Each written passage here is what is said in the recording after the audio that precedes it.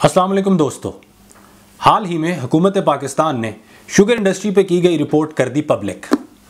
इस रिपोर्ट ने मचाई कारोबारी और सियासी हलकों में खूब हलचल। इस रिपोर्ट में है क्या, ये इंक्वायरी करने की नौबत क्यों पेश आई, इससे उठाया किस किस ने फायदा और एक आम पाकिस्तानी की जिंदगी पर इससे क्या फर्क पड़ता है और आगे अब होने क्या जा रहा है, आइए देखते हैं। दिसंबर 2018 में चीनी 55.99 रुपये फी किलो दस्तयाब थी, जो कि जनवरी 2020 तक बढ़कर 74.64 रुपये किलो तक पहुंच गई। तकरीबन एक साल के अरसे के अंदर फी किलो चीनी की कीमत में 18 रुपये से भी ज्यादा का इजाफा हो चुका था। गुज़िश्ता बरस मुल्क भर में गन्ना भी कम काश्त किया गया।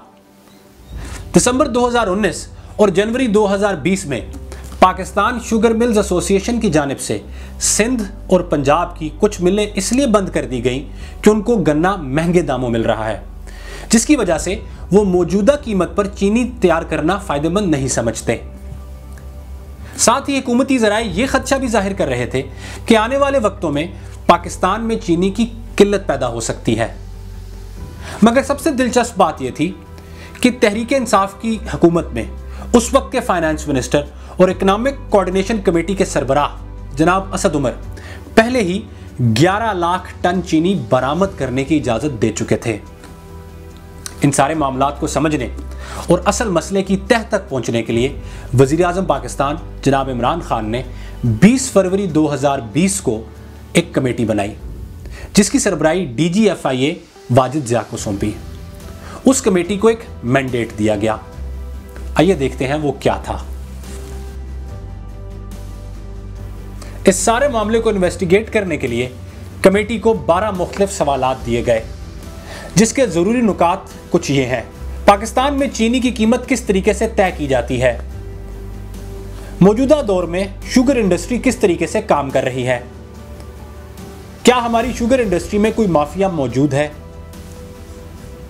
क्या मौजूदा हालात में चीनी को बरामद करना दुरुस्त फैसला था, हुकूमत ने गुज़िश्ता बरस सेल्स टैक्स बढ़ाकर जो 17% तक कर दिया, उसका चीनी की कीमत पर क्या असर पड़ा, और इस सारे मामले में सरकारी इदारे क्या रोल अदा करते हैं। इस रिपोर्ट में बहुत सारी दिलचस्प चीजें निकलकर सामने आई, जैसे कि यह पता लगा कि चीनी की कीमत बढ़ने की सबसे बड़ी वजह चीनी का बरामद करना था। जैसा कि आप इस ग्राफ में देख सकते हैं कि दिसंबर 2018 से लेकर जून 2019 तक तकरीबन 15.5 रुपये फी किलो चीनी की कीमत में इजाफा हुआ। इससे शुगर मिल मालिकान ने दो तरीके से फायदा उठाया। एक तो उन्होंने चीनी बरामद करने के लिए हुकूमत से फी किलो सब्सिडी ली, दूसरा मार्केट में यह तासुर पैदा हुआ कि पाकिस्तान में चीनी कम हो रही है। जब चीनी की बढ़ी हुई कीमत का सवाल जहांगीर तरीन से किया गया तो उन्होंने उसकी वजह कुछ यूं बताई।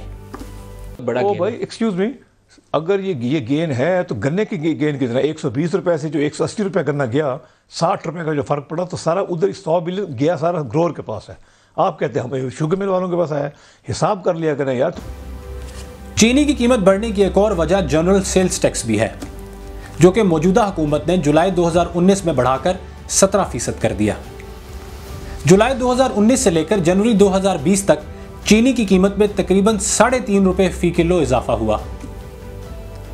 आप लोगों को शायद जानकर हैरानी हो कि असद उमर की क़यादत में वफाकी हुकूमत की इकोनॉमिक कोऑर्डिनेशन कमेटी ने चीनी बरामद करने की इजाज़त तो दी, मगर उस पर कोई सब्सिडी ऑफर नहीं की, बल्कि साल 2018 और 19 में सवाए पंजाब के किसी और सूबे ने भी शुगर मिल मालिकान के लिए कोई सब्सिडी मुख्तस नहीं की, जबकि पंजाब ने शुगर मिल सेक्टर के लिए 3 अरब रुपए की सब्सिडी मंजूर कर दी थी।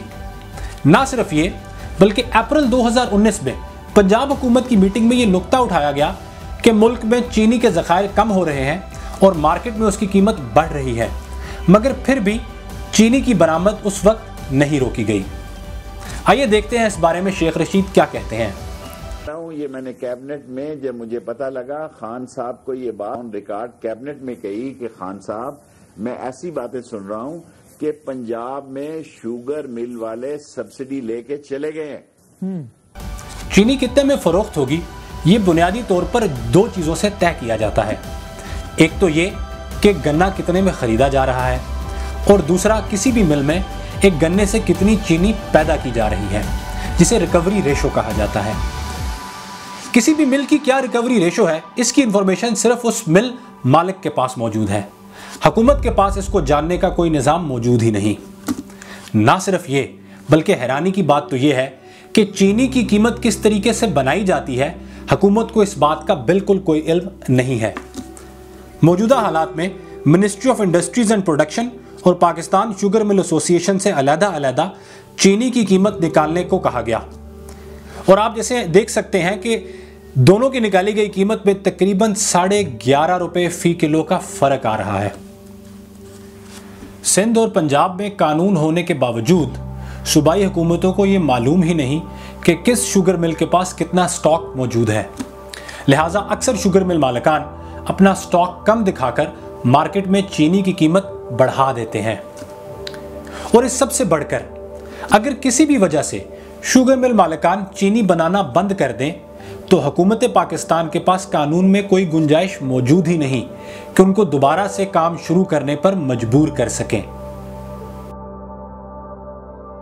सब्सिडी वो पैसे होते हैं जो हुकूमत किसी भी बिजनेस या इंडस्ट्री को देती है ताकि उनका नुकसान ना हो। क्योंकि इंटरनेशनल मार्केट में चीनी सस्ती बिकती है, इसलिए चीनी बरामद करने वाली मिल्स को हुकूमत सब्सिडी देती है ताकि उनका नुकसान ना हो और वो चीनी का कारोबार जारी रख सकें। ये वो मौका होता है जहां पर मिल्स मालिकान अपना सियासी असर और रसूख इस्तेमाल करके नाजायज फायदा हासिल कर लेते हैं। इस रिपोर्ट में गुज़िश्ता 5 बरस की सब्सिडी को 2 हिस्सों में तकसीम किया गया है, 2015 से लेकर 18 तक और 2018 से लेकर 2019 तक।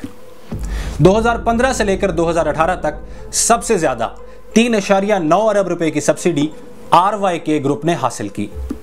दूसरे नंबर पर 3 अरब से ज्यादा की सब्सिडी JDW ग्रुप ने हासिल की। तीसरे नंबर पर हुंजा ग्रुप ने 2.8 अरब रुपए से भी ज्यादा की सब्सिडी हासिल की। 2018 से लेकर 2019 तक पूरे पाकिस्तान में सिर्फ पंजाब हुकूमत ने 3 अरब रुपए की सब्सिडी मंजूर की। उसमें सबसे ज्यादा 56 करोड़ रुपए की सब्सिडी JDW ग्रुप ने हासिल की, 45 करोड़ की सब्सिडी RYK ग्रुप ने हासिल की और 40 करोड़ की सब्सिडी अल मुइज़ ग्रुप ने हासिल की। इन 3 ग्रुप्स ने मिलकर कुल सब्सिडी का 57% हिस्सा हासिल किया। जैसा कि आप इस ग्राफ में देख सकते हैं, पूरे पाकिस्तान में 51% चीनी की पैदावार सिर्फ 6 ग्रुप्स के हाथों में है। पाकिस्तान की तकरीबन 20% चीनी JDW ग्रुप बनाता है, जिसके मालिक तहरीक इंसाफ से ताल्लुक़ रखने वाले जहांगीर तरीन हैं। 12% चीनी RYK ग्रुप बनाता है, जिसके मालिक मखदूम उमर शहरियार हैं, जो मौजूदा फेडरल मिनिस्टर मखदूम खुसरो बख्तियार के भाई हैं। इनके पार्टनर्स में पाकिस्तान मुस्लिम लीग नवाज से ताल्लुक़ रखने वाले चौधरी मुनीर और पाकिस्तान मुस्लिम लीग काफ के रहनुमा परवेज़ इलाही के बेटे मोनस इलाही शामिल हैं। तकरीबन 7% चीनी अल मुइज़ ग्रुप बनाता है, जिसके मालिकान में शमीम अहमद खान और नुमान अहमद खान शामिल हैं, जो पाकिस्तान शुगर मिल एसोसिएशन के प्रेसिडेंट भी रह चुके हैं।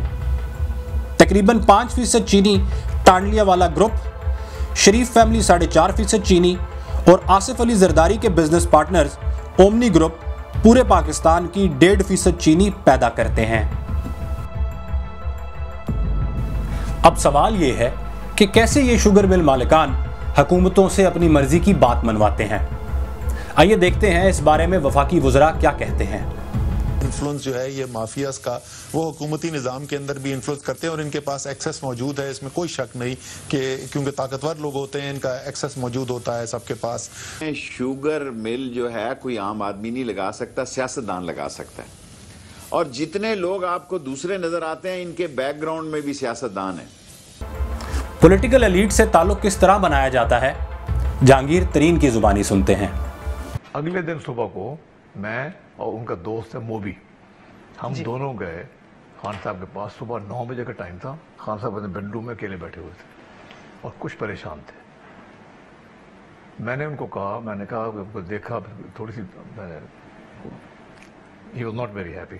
सो I said you don't worry, मैं सब कुछ संभाल लूँगा, आप फिक्र ना करें, I will take care of everything. By this evening, you will have a stage, you will have a kursi, you will have शामियाना, और इंशाल्लाह ताला लोग खुद ब खुद आएंगे। मैं नीचे गया, आपको मैं बिल्कुल अब सही बता रहा हूँ, आप जिससे मर्जी पूछ लें, वो भी से पूछ लें बेशक। नीचे गया उनके दफ्तर में, हम बनी वालों के बेडरूम में थे, नीचे उनके दफ्तर में गया, वहाँ सामने अली खान खड़ा हुआ था बरामदे में, बहुत अफसरदा। मैंने कहा अली खान, आप इंतज़ाम कर रहे हैं, आपके पास टीम है और आप सारे शामियाना कुर्सी ये वो आपने इंतजाम कर रहे हैं फौरी तौर पे आज शाम। कहते सर मेरी यहाँ पे कोई टीम नहीं है, मैं तो लाहौर में लोगों को जानता हूँ। मैं कहा this is not my problem, आप उनको कहें आपको यहाँ से लोगों से मिलाएं and you get it done. कहते पैसे। आगे मैं गया, ओन चौधरी खड़ा हुआ था, वीकेंड था ये। ओन चौधरी को मैंने कहा चौधरी साहब 50 लाख रुपए चाहिए मुझे फौरी तौर पर। 50-60 रुपए? 50 लाख रुपए जी, कैश। और तो उसने कहा हाजिर, मैं ढूंढ कर देता हूँ। उससे मैंने बोरो किया, अलीम खान को साहब की टीम को दी, उन्होंने अपनी पूरी टीम बुलाई और डॉक्टर अपना शहजाद जो हम सेनेटर है उनको मैंने बुलाया। उन्होंने कहा आप लोकल आदमी हैं, आपने हमें लोकल सपोर्ट देनी है। इस तरह हमने वहाँ टीम बिल्ड की और रात को शामियाने भी लग गए थे, कुर्सी भी रखी थी और within 24 hours it started, 8 hours, 72 hours, it kept getting better and we organise the entire thing. हमने लोगों को फिर बाद में खाने खिलाए। जब तमाम तर असर और रसूख के बावजूद भी ये इंक्वायरी ना रोकी जा सकी तो फिर ये शुगर माफिया धमकियों पर उतर आया। बस वो इनमें से किसी ने धमकी दी है, मुझे एग्जैक्टली नहीं बताया गया कि किसने दी है, लेकिन जाहिर बात है इसी में से और कोई इंडिया की शुगर मिल ने तो धमकी देनी नहीं है। वज़ीर आज़म को पाकिस्तान वाले दे रहे हैं अपने। 6 बड़ी आइडेंटिफाई की आपने जी, उसी में से धमकी। चीनी दरअसल बरामद भी की जाती है या नहीं, ये मालूम होना अभी बाकी है। जो था ना मेरे लिए शॉकर था, जब मैंने रिपोर्ट देखी और इसके साथ चीज़ें देखी तो सबसे बड़ा शौक था। मैंने कहा इतनी चीनी हमने बेची, पता नहीं कौन सा मुल्क को बेची है। जब वो पता किया तो पता चला तो हमारी तकरीबन 70% चीनी जो है वो 68 या 69% टू बी प्रिसाइज, वो हमने अफगानिस्तान को एक्सपोर्ट की है। तो अब तो ये भी देखना होगा कि क्या अफगानिस्तान की चीनी की खपत इतनी है कि नहीं है, क्योंकि देखिए इस रिपोर्ट ने शुगर इंडस्ट्री की बेज़ाब्तियां और हुकूमती इदारों की नाअहली अयां कर दी है।